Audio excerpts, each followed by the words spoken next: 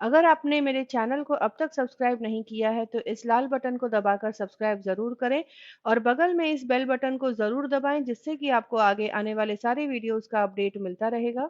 आज मैं आप लोगों के लिए लेकर आई हूँ चटपटे साबूदाने और आलू के पापड़। इन्हें धूप में सुखाकर साल भर तक आप आसानी से स्टोर कर सकते हैं और चाय के साथ इसे फ्राई करके आप सर्व करें, सभी को बहुत ही पसंद आएगा। आप देख सकते हैं यहाँ पर कितने टेम्पटिंग लग रहे हैं ये। तो यहाँ पर मैंने 500 ग्राम साबूदाना ले लिया है और यहाँ पर 500 ग्राम आलू को उबाल लेना है और साबूदाने को रात भर भिगो कर रख लेना है। दूसरी तरफ मिर्च मैंने ले ली है करीब 7 से 8 और 10 से 12 लहसुन की कलियां। इन्हें ग्राइंडर में डालकर थोड़ा सा पानी डालकर अच्छे से ब्लेंड कर लूँगी। आप चाहें तो काली मिर्च को दरदरा कूटकर या लाल मिर्च पाउडर भी यूज़ कर सकते हैं। अब इस पूरे मिक्सचर को कढ़ाई में डाल लेना है। साथ ही साथ डाल दूँगी करीब 1 गिलास पानी जो कि करीब 250 ml है और ब्लेंडर में जितना भी ये मिक्सचर रह गया है तो पानी से इसे अच्छे से धोकर डाल दूँगी ताकि ये पूरा मसाला जो है ये भी कढ़ाई में आ जाए। और अब इसमें मैं डाल दूँगी जीरा और नमक स्वाद अनुसार। इनको अच्छे से मिक्स कर लें और फिर यहाँ पर मैं डाल दूँगी साबूदाना जिसे रात भर भिगो कर रखा था। तो साबूदाना जब आप भिगोएं तो अच्छे से धोकर साबूदाने के लेवल तक पानी डालकर छोड़ दें, तो इस तरह से साबूदाना अच्छे से फूल जाता है।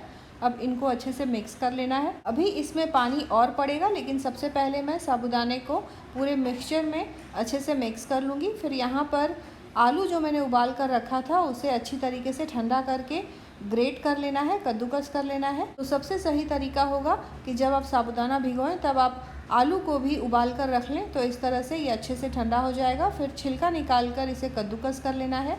ध्यान रखें कि आलू को ओवर बॉयल नहीं करना है।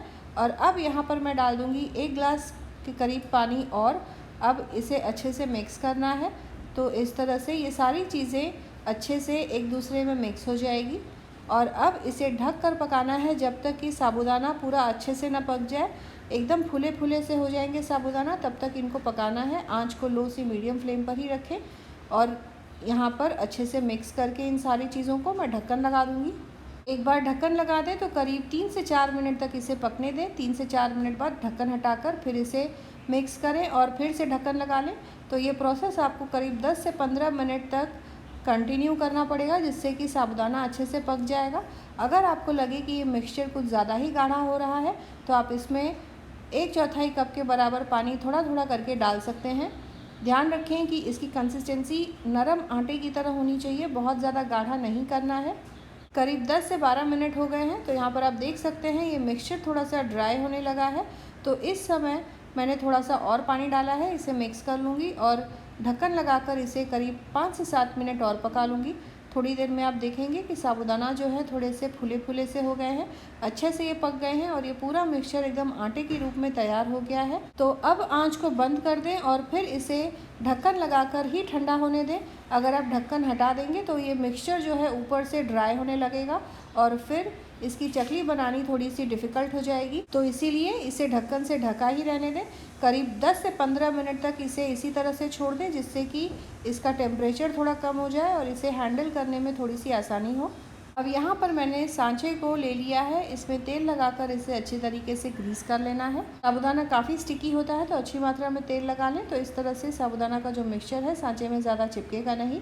अब यहाँ पर ढक्कन हटाकर ये जो मिक्सचर तैयार किया हुआ है इसे स्पैचुला की सहायता से थोड़ा थोड़ा करके इस सांचे में डालना है और फिर ये मिक्सचर जो कढ़ाई में रह गया है इसे फिर से ढक्कन लगा कर ही रखें, नहीं तो फिर ये सूखने लगेगा। और अब ऊपर से सांचे का ढक्कन अब लगाकर बंद कर लें। अब यहाँ पर चकली बनाना शुरू करें। तो इस तरह से एक कटोरी मैंने ले ली है, इस पर थोड़ा तेल लगा लिया है। तो इस तरह से चकली जो है कटोरी में चिपकेगी नहीं और फिर इसे शेप देना शुरू करें। या तो आप प्लास्टिक के ऊपर सीधे डायरेक्टली यहाँ पर ये देखिए कुछ इस तरह से चकली बना सकते हैं।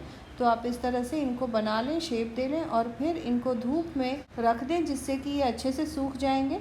अगर अच्छी धूप आती हो तो ये 1 से 2 दिन में अच्छी तरीके से सूख जाएंगे।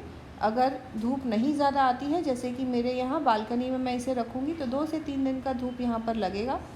इनको 4-5 घंटे तक एक तरफ से अच्छे से सुखा लें और फिर इनको पलट कर दूसरी तरफ से सुखाएं।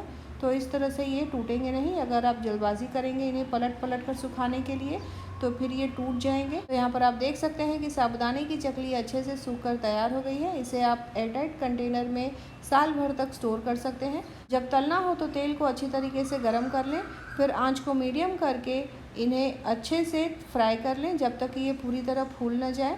फ्राई करते समय ये हल्के सुनहरे हो जाएंगे, लेकिन ये अच्छे से फ्राई भी हो जाएंगे। तो इनको इस तरीके से फ्राई करके चाय के साथ परोसें। ये बच्चों के लिए भी बहुत ही अच्छा है। हम बाज़ार से कितने इस तरह के फ्रायम्स खरीद कर बच्चों को खिलाते हैं, जो कि किस तरह से बना हुआ होता है हमें नहीं पता। आप इसे घर पर बनाएं, बच्चों को बहुत ही पसंद आएगा। तो आप इस रेसिपी को ज़रूर ट्राई करें और कमेंट करें अपने एक्सपीरियंस के बारे में। दोस्तों, रिश्तेदारों के साथ भी इस रेसिपी को ज़रूर शेयर करें। मिलते हैं अगले एपिसोड में इसी तरह से एक और नई टेस्टी रेसिपी के साथ। Thanks for watching.